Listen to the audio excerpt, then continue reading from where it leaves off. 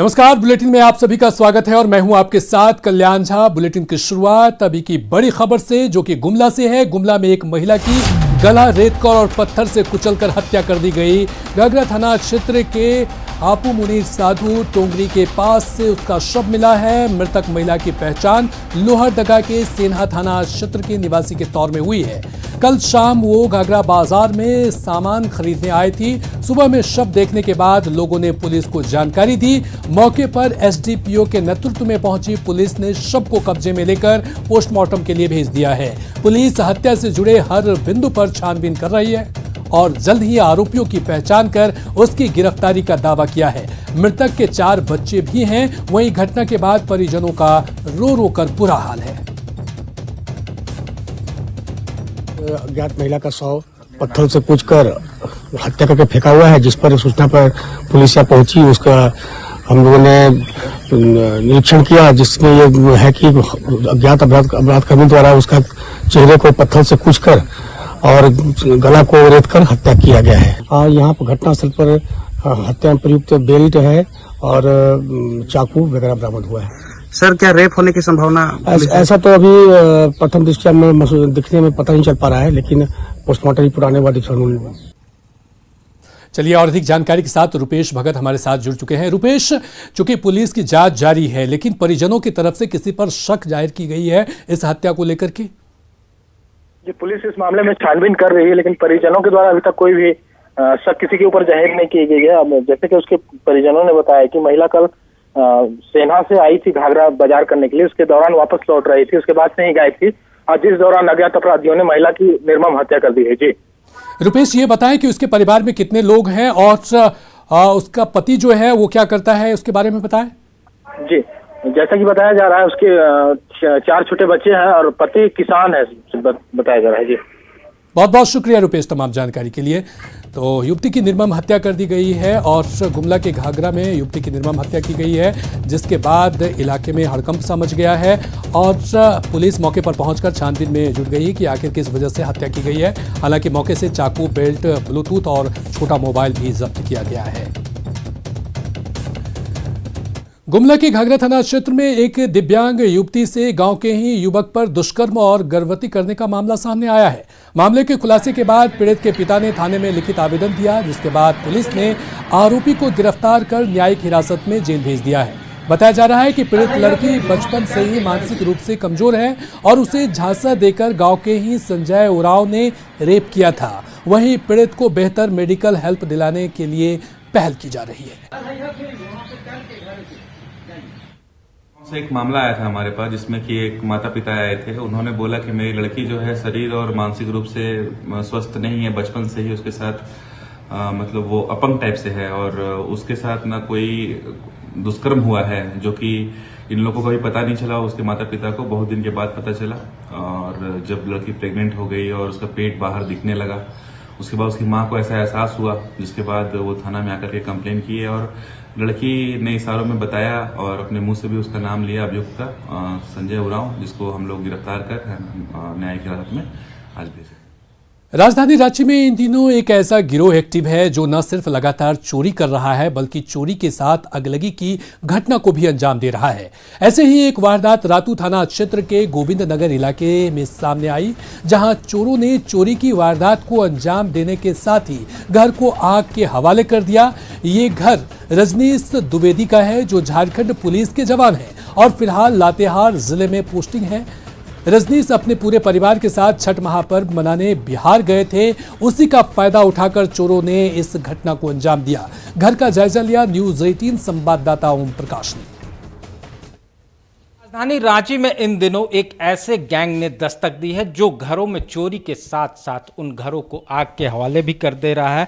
हम आपको दिखाना चाहेंगे कि ये रांची के रातू थाना क्षेत्र गोविंद नगर का ये घर है, जहां पर चोरों ने चोरी की वारदात को अंजाम दिया। उसके बाद इस घर को आग के हवाले कर दिया। हालांकि जो सामान है यहाँ पर ज़्यादातर मेटल के थे, जिस वजह से पूरे घर में आग तो नहीं लग पाई, लेकिन कहा जाए तो पूरी तरह से जो सामान है वो क्षतिग्रस्त ज़रूर हो गए।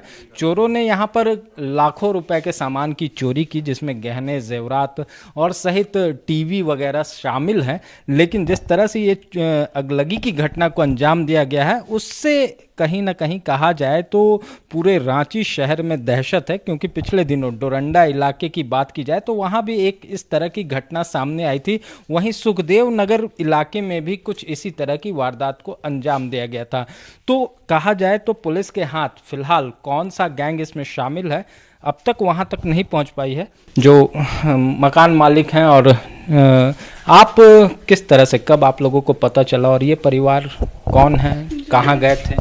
जी, इन लोग गांव गया था छठ करने और ये सुबह सुबह मेरे को पता चला। सुबह मेरे दरवाजे पे पीछे से बंद थे, तो सुबह मैं जब खोलने लगी नहीं खुला, तो फिर मैं आकर पीछे से देखी तो देखी कि सारा ये सब चीज़ हुआ है, पड़ा हुआ है, जला हुआ है, दरवाज़ा पूरा खुला था।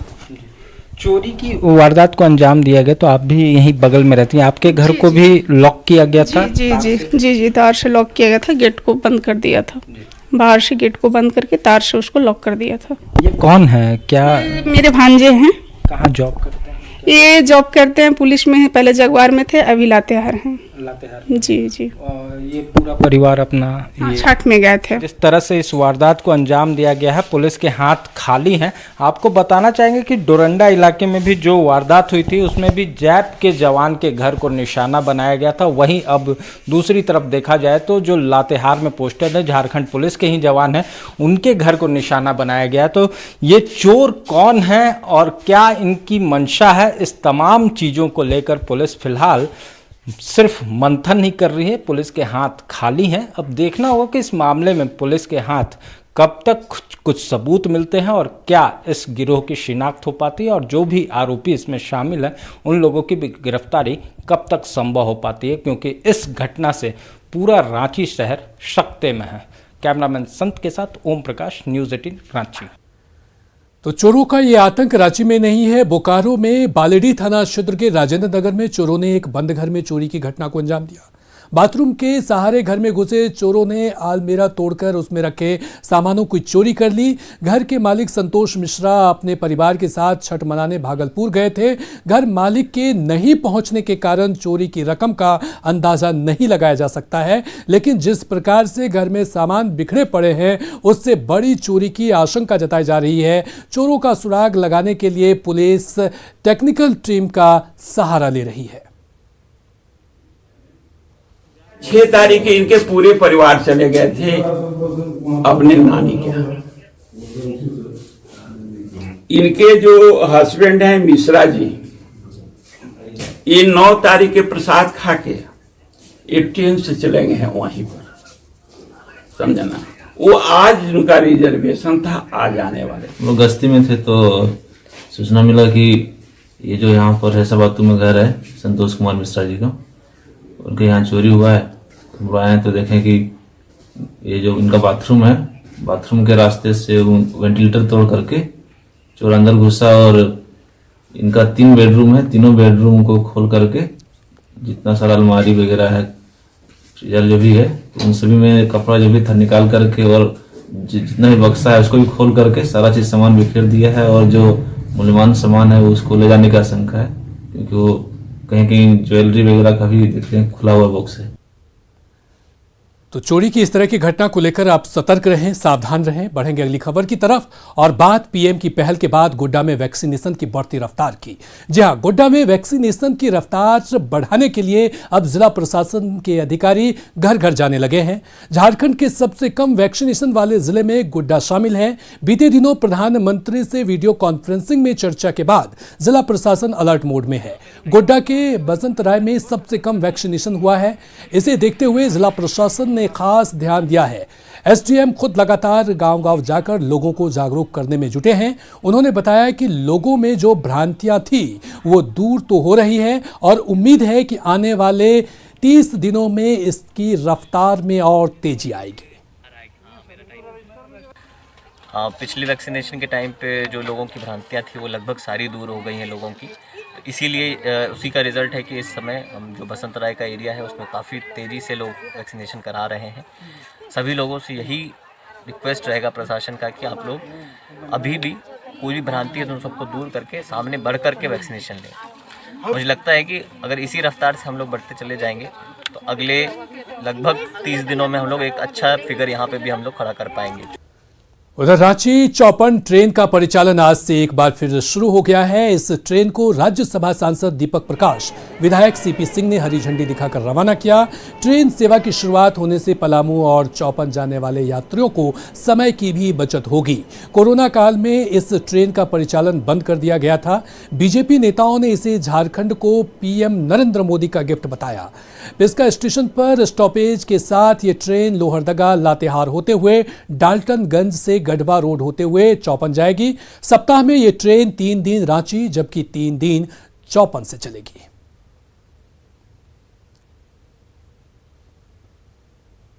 पहले केंद्र की सरकार और यशस्वी प्रधानमंत्री मोदी जी और रेलवे मंत्री जी को मैं बधाई देना चाहता हूं कि लगातार झारखंड के लिए सौगातों का बौछार करने का काम किया, सौगातों की बरसात रेलवे के संदर्भ में किया है। और ये जो ट्रेन है रांची से चौपन जाने वाली, इस भाया लोहरदगा, यह चिर परिचित मांग थी जिसको सरकार ने पूरा किया। मोदी जी है तो मुमकिन है। यशस्वी प्रधानमंत्री नरेंद्र मोदी जी को ढेर सारी बधाइयाँ और शुभकामनाएं। कहा है ना कि सबका साथ सबका विकास, तो हर क्षेत्र का विकास इसी कारण से संभव है। रांची चौपन गाड़ी अभी टोरी रूट से जाएगी। पहले ये जो बरखा रूट से चलती थी इसमें करीब 1.5 घंटे टाइम एक्स्ट्रा लगता था। ये नई लाइन जब से कन्वर्जन हुआ है तब से रेलवे ट्राई कर रही थी कि गाड़ी को इंट्रोड्यूस किया जाए। तो ये जब गाड़ी वापस चलने से स्टार्ट हुई है तो हम लोगों ने इसको प्रपोजल भेजा था कि वाया टोरी चलाया जाए और रेलवे बोर्ड से परमिशन मिला है। तो आज से ये ट्रेन रेगुलर चालू हो गई है। सप्ताह में 3 दिन चलेगी। उधर सरकारी विभागों में रिक्त पदों पर नियुक्ति को लेकर आज झारखंड कैबिनेट की अहम बैठक होने जा रही है। इस बैठक में गृह, कारा, आपदा विभाग, ग्रामीण विकास विभाग और उद्योग विभाग के अलावा लगभग 2 दर्जन विभागों की नियुक्ति नियमावलियों को मंजूरी मिलेगी। मुख्यमंत्री के निर्देश के बाद विभागों में रिक्त पदों को भरने के लिए नियुक्ति नियमावलियों की विसंगतियां दूर की गई है। जानकारी के अनुसार 2 दर्जन से अधिक विभागों की 125 से अधिक संवर्गों में नियुक्ति के लिए नियुक्ति नियमावली बनाई जा रही है। इन सभी को मंजूरी आज की कैबिनेट में दी जा सकती है। नियमावली के तहत इन विभागों में 3rd और 4th ग्रेड के पद झारखंड के मान्यता प्राप्त शिक्षण संस्थानों से 10वीं और 12वीं का सर्टिफिकेट हासिल करने वालों के लिए आरक्षित किए जाएंगे। इसके अलावा इन पदों पर आवेदन के लिए स्थानीय और क्षेत्रीय भाषा का ज्ञान भी जरूरी किया जाएगा।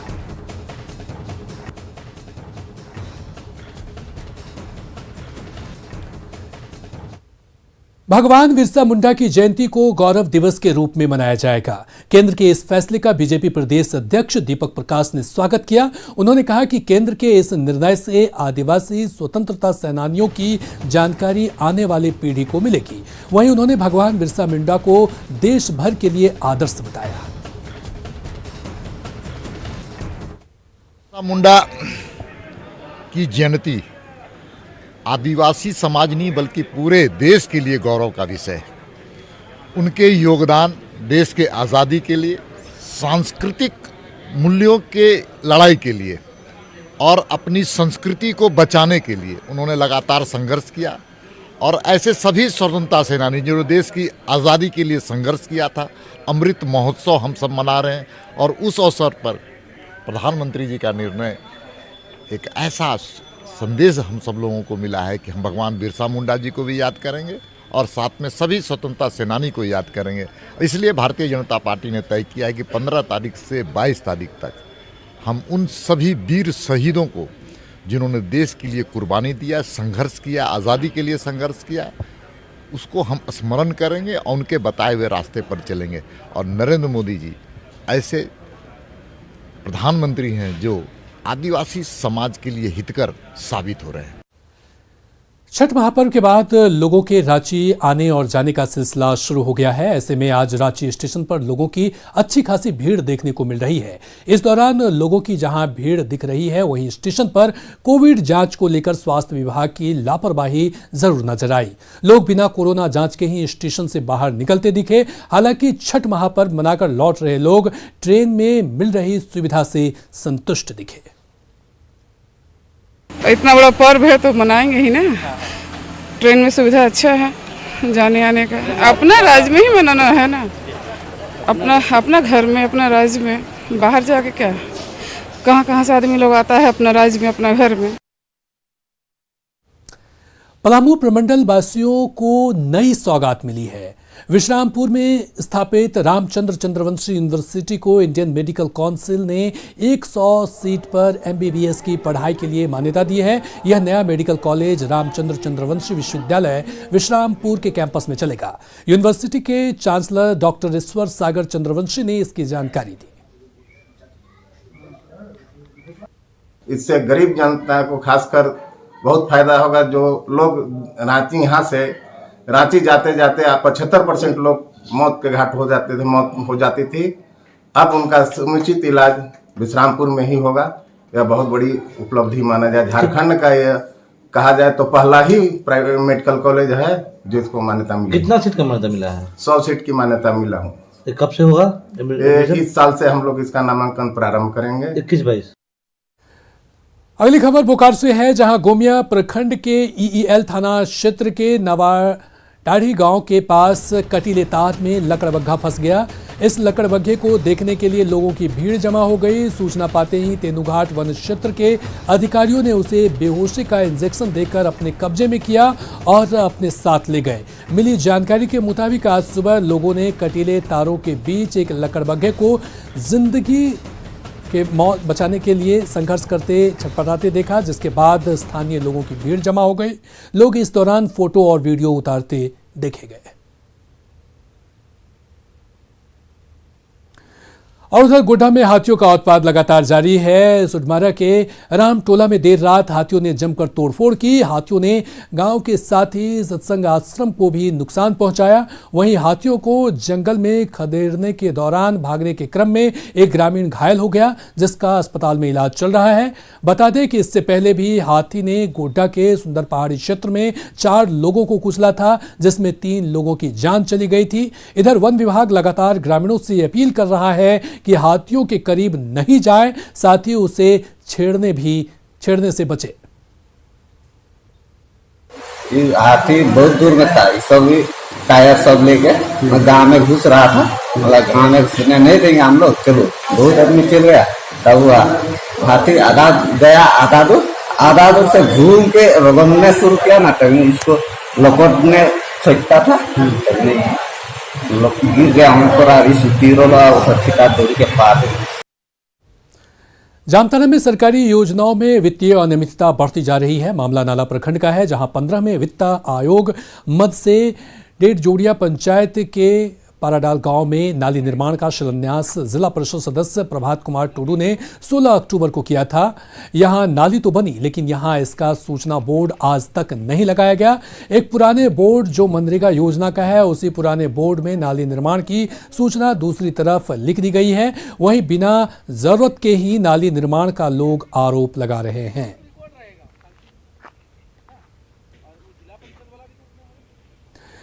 गिरिडीह में अधिवक्ता भवन अब धीरे धीरे जर्जर होते जा रहा है। पैसे के अभाव में पिछले 2 सालों से भवन का मेंटेनेंस भी नहीं हो पाया है। वहीं जगह भी कम पड़ने से अधिवक्ता संघ नया अधिवक्ता भवन बनाने के लिए कई साल से जमीन की मांग कर रहा है। दरअसल महेश लुडी की तरफ से पुलिस लाइन और कलेक्ट्रेट बनकर तैयार है और आने वाले समय में कोर्ट भी शिफ्ट हो जाएगा। इसे देखते हुए अधिवक्ता संघ ने हाईकोर्ट के आदेश का हवाला देते हुए सरकार से 100 एकड़ जमीन की मांग की है, ताकि अधिवक्ता संघ भवन के साथ ही अधिवक्ता हाउसिंग कॉरपोरेटिव के तहत घर बनाए जा सके। 100 एकड़ जमीन एडवोकेट हाउसिंग कोऑपरेटिव सोसाइटी को आप दीजिए। गिरिडीह के जो अधिवक्ता हैं, अधिवक्ता लिपिक हैं, जिनका रहने का अपना घर नहीं है, उनके लिए हम ये जमीन मांग रहे हैं सरकार से, और सरकार को हम उसके लिए जो उचित उसका रेंट है वो हम देंगे, ताकि हम अपने अधिवक्ता साथियों को जिनका अपना घर। अधिवक्ता संघ द्वारा लगातार सरकार से जमीन मांगी जा रही है ताकि नए अधिवक्ता भवन का निर्माण किया जा सके, लेकिन सरकार अभी तक इस मामले पर मुहर नहीं लगाई है और जो अभी वर्तमान में जो अधिवक्ता भवन है वह जर्जर स्थिति में है, जिसे लेकर के अधिवक्ता संघ सरकार से लगातार डिमांड कर रही है और अब देखना होगा कि सरकार इन लोगों के मांग को कब पूरा करती है। गिरिडीह से न्यूज़ 18 के लिए मैं एजाज अहमद। पूर्वी सिंहभूम के ग्रामीण इलाकों में पंचायत चुनाव की हलचल शुरू हो गई है। पंचायत चुनाव में अपनी जीत सुनिश्चित करने के लिए लोगों से संपर्क अभियान भी शुरू हो गया है। मुसाबनी प्रखंड के जिला परिषद अंश 18 में 9 पंचायत के ग्रामीणों ने ग्रामीण सभा कर अपने प्रत्याशी के नाम की घोषणा की है। इसे जेएमएम ने भी समर्थन दिया है। पूर्व जिला पार्षद बागराय मार्डी की पत्नी लकी मार्डी के नाम की घोषणा ग्रामीणों ने आम राय के बाद की है। इसी के साथ पंचायत चुनाव को लेकर अब गांव-गांव में संभावित उम्मीदवारों ने अपनी जीत को लेकर लोगों से संपर्क शुरू कर दिया है।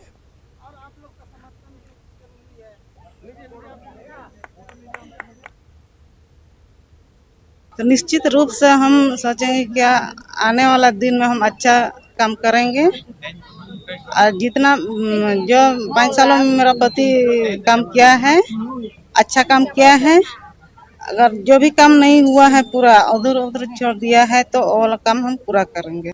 सभी जनताओं से निवेदन करते हैं कि जिस तरह इस जिला परिषद क्षेत्र में बागराय मार्डी जी सक्रिय रहे, वैसे उसकी पत्नी भी इन सबों के बीच में सक्रिय रहते यहाँ के काम करेंगे और विकास करेंगे। यही हमारा पार्टी का भी उम्मीद है और हम लोग पार्टी की ओर से लकी मार्डी जी को हम लोग पार्टी समर्पित हम लोग घोषणा करते हैं। जिला परिषद लोहरदगा छठ महापर्व के समापन को लेकर जागरण का आयोजन किया गया, जिसमें डांसर्स ने नागपुरी गीतों पर जमकर डांस किया। वहीं नागपुरी भक्ति गीतों से भी माहौल भक्तिमय बना रहा।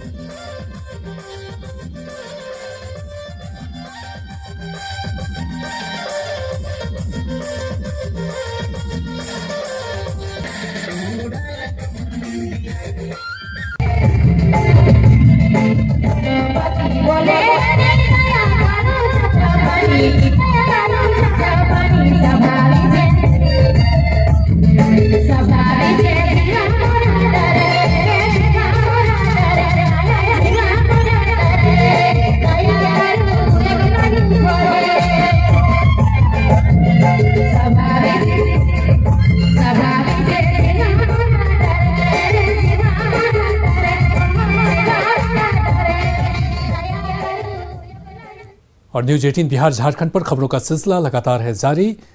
बने रहिए हमारे साथ। नमस्कार।